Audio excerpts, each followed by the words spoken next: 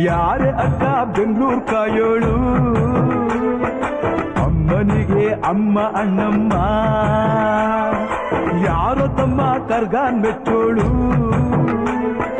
ಮಲ್ಲಿಗೆಯ ಮುಡಿಯೋ ಅಣ್ಣಮ್ಮ ಬರುತ್ತೀನೆಂದರೆ ಇಲ್ಲಿಗೆ ಬರೋ ತನಕ ಮೌನಿ ಕೊಡುತ್ತೀನೆಂದರೆ ಹರಕೆ ಕೊಡೋ ತನಕ ಕೋತಿ ಆಡಿದ ಮಾತನ್ ಮೀದಿರೋ ಭಕ್ತರ ಇವಳಿಗೆ ಇಷ್ಟ ಇಷ್ಟ.